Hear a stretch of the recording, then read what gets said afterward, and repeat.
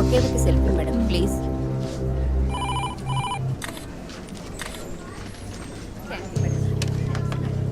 Sir మీరు లోపలికి వెళ్ళొచ్చు. Thank you. Please be seated.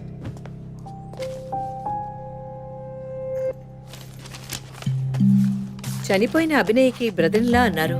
Really it's pity about that girl. Suicide చేసుకోవాల్సిన అవసరం ఏమొచ్చింది తనకి? ఇంకో 5 months లో పండంటి బిడ్డ చేతిలో ఉండేది.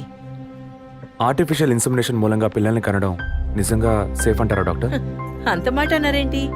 ఇక్కడ రిస్క్ అనే మాటకి చోట్లేదు. మీ వదిన చనిపోయిందని మీరు ఇలా మాట్లాడడం చైల్డిష్ గా ఉంది. మా వదిన మాత్రమే కాదు, ఆర్టిఫిషియల్ ఇన్సెమినేషన్ చేసుకున్న ఇంకో 3 చనిపోయారు. ఇది చైల్డిష్ గా ఉంది కదా? ఎక్స్క్యూజ్ మీ, మీ వదిన గురించి అడిగారు, చెప్పాను. ఎందుకు అనవసరంగా వేరే వాళ్ళ గురించి అడుగుతారు? పోలీస్ అంటే అడిగి తీరాలి.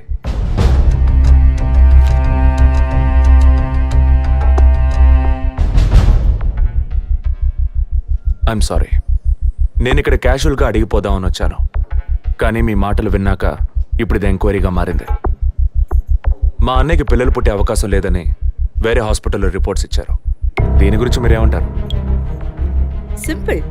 హెడేక్ అని డాక్టర్ దగ్గరికి పోతే ఒకరు ఆర్డినరీ హెడేక్ అంటారు, ఇంకొకరు డీహైడ్రేషన్ అంటారు, ఇంకొకరేమో ఎంఆర్ఐ తీసి చూద్దాం అంటారు. కానీ ఎవరు కరెక్ట్ గా డయాగ్నోస్ చేసి ట్రీట్మెంట్ ఇస్తారనేదే ముఖ్యం. సర్లేండి, డాక్టర్లు కూడా సాధారణ తలనొప్పిని బ్రెయిన్ ట్యూమర్ అని చెప్పి బిల్లు పెంచేస్తున్నారు కదా. మాట వరుస కన్నా.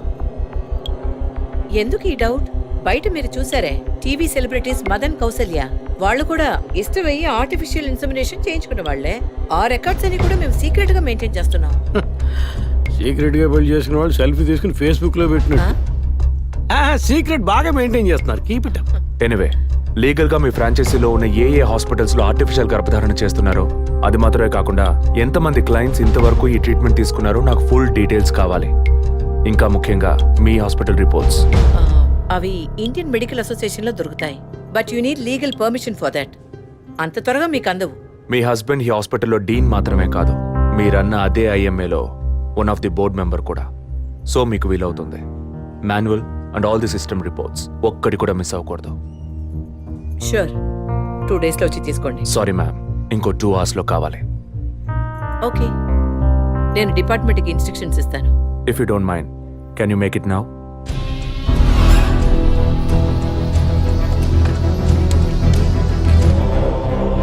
మన హాస్పిటల్లో ఏ ట్రీట్మెంట్ చేయించుకున్న all patients full details send me immediately. Thank you doctor. ఫర్దర్గా ఎప్పుడు ఏ డీటెయిల్స్ కావాల్సి వచ్చినా మిమ్మల్ని కాంటాక్ట్ చేస్తాను. షూర్.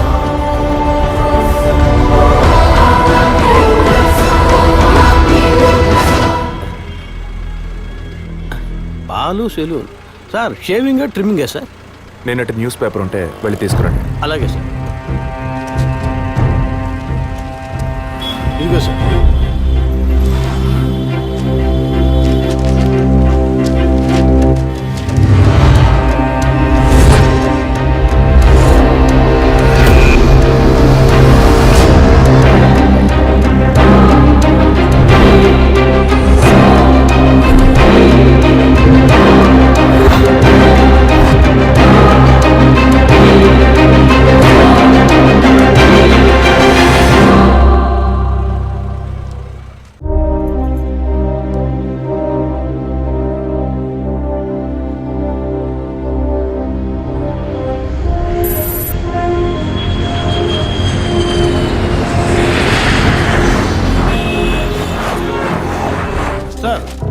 వరం హాస్పిటల్లో ఆర్టిఫిషియల్ ఇన్సెమినేషన్ ద్వారా గర్భవతులైన అందరినీ విచారించారు సార్. అందులో జెసికా, మీ వదిన అభినయ, పద్మ ఇలాంటి 6 మాత్రం గర్భవతులయ్యాక ప్రాణంతో లేరు సార్. ఈ 6 న్యాచురల్ డెత్ కాదు సార్. ఏ కారణం వల్ల చనిపోయారో వాళ్ళ ఫ్యామిలీస్ కూడా తెలియదు సార్. తప్పు ఎక్కడుందో ఎలా జరిగిందో కనుక్కోలేకపోతున్నాం సార్. హాస్పిటల్లోమా లేక కోఇన్సిడెన్సా? ఒకవేళ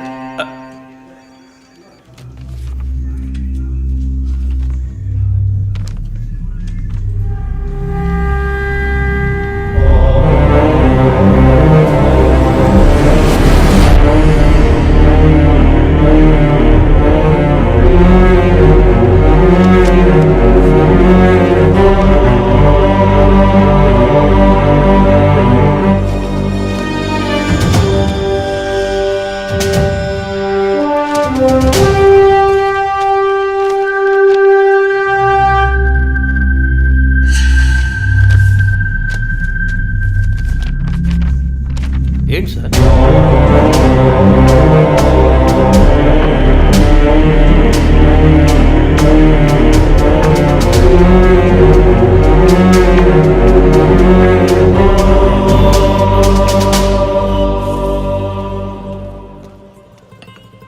ఐఎమ్ ఎక్స్ట్రీమ్లీ సారీ విజయ్. ఆ రోజు మీ వదిన గురించి నా ఫ్రెండ్ చెప్పింది నీకు చెప్పాను, అయినా తప్పే. నేను జెసికా కేసు విషయం మీద తిరుగుతున్నప్పుడు వదిన నన్ను ఎగతాళిగా అడుగుతూ ఉండేది, ఇదేమంత పెద్ద కేసు, కావాలంటే నేను హెల్ప్ చేయనా అని. ఇప్పుడు వదినే జెసికా కేసులా అయింది. ఇప్పుడు వదిన కేసు ఆధారంగా ఈ 4 చావులకి కారణం కనిపెట్టగలమా మనం? 23. అదే దీనికి సమాధానం చెప్పాలి. ఆ హాస్పిటల్లో మాత్రం ఈ 6 ఏళ్లలో 436 ఆర్టిఫిషియల్ ఇన్సుమినేషన్ ట్రీట్మెంట్లు జరిగాయి. అందులో 6 పోయారు. వీళ్ళు మాత్రమే కాకుండా మిగిలిన వాళ్ళ ఫైల్స్లో 23 అన్న కోడ్ను ఉపయోగించారు. అంతకన్నా ముఖ్యంగా అన్నయ్యకి ఇంట్లో వాళ్ళకి తెలియకుండా వదిన వాళ్ళ అమ్మ నాన్నని 50 లక్షలు డబ్బు అడిగింది. అన్నయ్యకో హాస్పిటల్కో అవసరం ఏమాత్రం లేని ఆ డబ్బు ఎవరో 3వ వ్యక్తికి అవసరమైంది. మాట్లాడతావా? రాత్రంతా ఫోన్ చేశాను, తీయలేదు. ఏ వైఫ్ అంటే భయమా? బాయ్. రేపన్నా ఆఫీస్కి వస్తావుగా? ఆంటీ నువ్వు నేను ఐస్ క్రీమ్ తిన్నావని మమ్మీకి చెప్పకే. ఓ చెప్పద్దా? నేను చెప్పకుండా ఉండాలంటే నాకు ఇంకోటి కొనివ్వాలి, లేకపోతే నేను చెప్పేస్తా. ష్యూర్.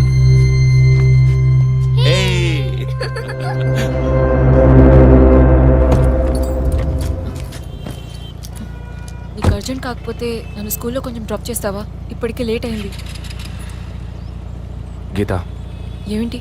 జరుగుతున్న ఇన్సిడెంట్స్ని బట్టి చూస్తే ఇది బ్లాక్మెయిల్ ఎందుకు కాకూడదు?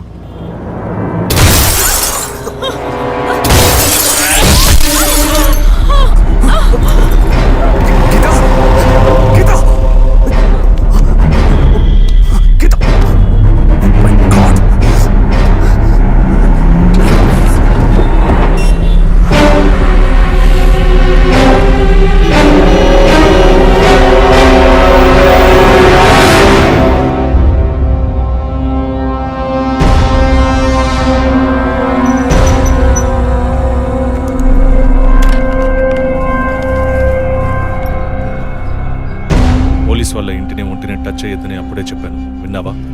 అందుకే ఇటువంటి సెంటిమెంటల్ ఎమోషన్స్ని డబ్బుని ఒకటిగా కలపకూడదనేది. టచ్ చేయటం తప్పు కాదు, వాళ్ళిద్దరిని ప్రాణాలతో వదలటమే తప్పు. నువ్వు వదిలేసి నన్ననకు. అయితే ఇది పూర్తయ్యేదాకా టీవీ టార్గెట్ని పక్కన పెడదాం. వద్దు, వన్స్ టచ్ చేసాం, బిగ్ టార్గెట్. ఈ అమౌంట్ ఇంకో 2 రోజుల్లో మన చేతికి రావాలి. ఎవ్వరిని నమ్మొద్దు, నువ్వే పూర్తి చేసి చెప్పు. Got it? ఓకే.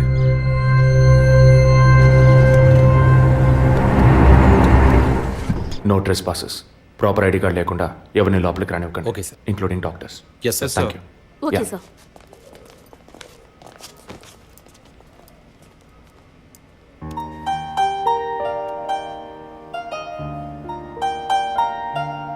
నిన్ను పెద్ద రిస్క్లో నేను పడేశాను. I'm extremely sorry.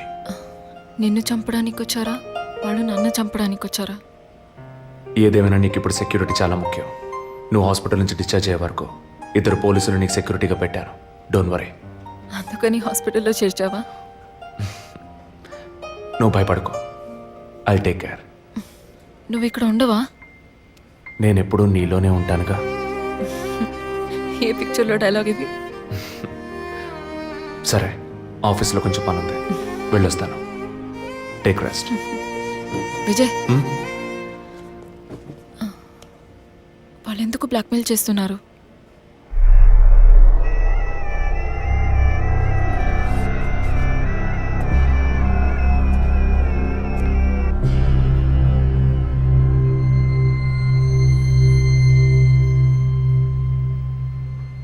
నా కడుపులో పెరిగే బిడ్డ మీద ప్రమాణం చేసి చెప్తున్నాను, నేనే తప్పుడు పని చేయలేదండి.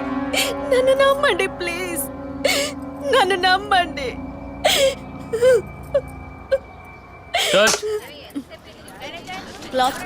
Short okay. లేదు సారీ ప్లీజ్. జరగండి అమ్మా, జరగండి జరగండి. మేడం మిమ్మల్ని చూడటానికి 2 పోలీస్ ఆఫీసర్లు వచ్చారు మేడం. ఓకే, నేను మాట్లాడతాను. మేడం, ఒక తల్లి బిడ్డల్ని ఎలా పెంచాలి అన్నది మీ సీరియల్ చూసిన తర్వాత ఎంటైర్ ఆంధ్రప్రదేశ్ నేర్చుకుందామా. బిల్డప్ ఇచ్చాను, స్టార్ట్ చేయండి. మీ వైఫ్ కన్సీవ్ అయిన విషయం ఆ రోజు హాస్పిటల్లో చూసినప్పుడే తెలుసుకున్నాను. కంగ్రాచులేషన్స్. Thank you. పబ్లిక్ లైఫ్లోకి వస్తేనే డబ్బు కోసం పోటీ పడే మనుషులు, శత్రువులు ఆటోమేటిక్గా పెరుగుతారు. మీకు రీసెంట్గా అటువంటి శత్రువులు ఎవరైనా ఉన్నారా? అటువంటి వాళ్ళు ఎవరు లేరు సార్. ఐ మీన్ డబ్బు విషయంగా ఈ వారం రోజుల్లో ఫోన్ కాల్స్, థ్రెట్స్ ఏమైనా? లేదు సార్, మీరు అనుకునే థ్రెడ్స్ కాల్స్ ఏం రాలేదు సార్. ఒకవేళ అలాంటివి వచ్చుంటే ఏం భయపడక్కర్లేదు. ధైర్యంగా మాకు చెప్పండి. మీకు కావాల్సిన ఫుల్ సపోర్ట్ నేను మా డిపార్ట్మెంట్ ఇస్తాం. సార్ అది No, అదే అటువంటి కాల్స్ అయితే రావట్లేని చెప్తున్నా, మీరు మాటికి అదే ప్రశ్న అడుగుతారండి సార్. లేదు సార్, ఇకపైన అలాంటివి వస్తే any time you can call. లేని విషయాన్ని ఎందుకు మాటికి అడుగుతారు? We need some privacy.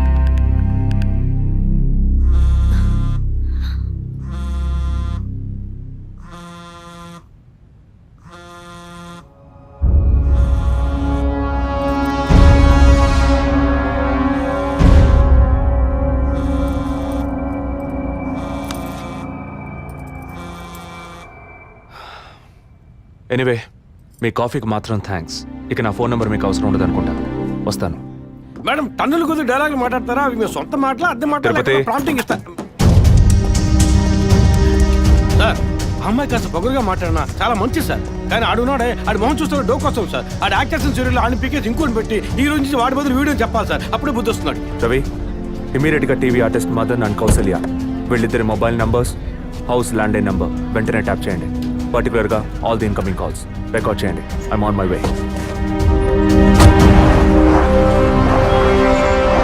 Sir, yeah, good evening sir. Good evening. Sir, మీరు ట్రాప్ చేయమన్న నెంబర్కి 5 నిమిషాల ముందు ఒకే ఒక్క కాల్ వచ్చింది సార్. దాన్ని రికార్డ్ చేసి సేవ్ చేసి ఉంచాను సార్. ఎందుకు ఫోన్ తీయలేదు? షూటింగ్లో ఉన్నాం. ఇస్తానండి. ఇస్తాను అంటే సరిపోదు. ఎప్పుడు ఇస్తావు?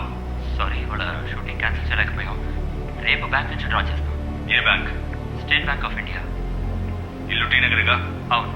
డబ్బు తీసుకుని కారులో ఎక్కేటప్పుడు ఫోన్ వస్తుంది. అలాగే. మాట్లాడిన డీల్ మర్చిపోయి పోలీస్ అది ఇది యూటర్న్ చేసావో నీ స్టేటస్, ఇమేజ్ అంతా అడ్రస్ లేకుండా పోతాయి. అలాంటిదేం జరగదు. తప్పకుండా ఇస్తాం. సార్ 45 సెకండ్సే మాట్లాడారు. సో ఈ కాల్ని ట్రేస్ అవుట్ చేయడం కష్టం సార్. సార్, ఒకటి బ్యాంక్ బయట తీసుకోవాలి, లేదా ఇంటి లోపల తీసుకోవాలి సార్. బ్యాంక్ అయినా ఇల్లైనా ఈ 2 ప్లేస్లు వాళ్ళకి సేఫ్టీ కాదు. ఇంటికి వెళ్ళే దారిలోనే వీళ్ళ డబ్బు కొట్టేయాలనేది వాళ్ళ టార్గెట్. అది ఎక్కడనేది మళ్ళీ వాళ్ళు ఫోన్ చేస్తే గానీ మనకు తెలియదు. అసలు వాళ్ళ బ్లాక్మెయిల్ మోటివ్ ఏంటో తెలియట్లేదు సార్.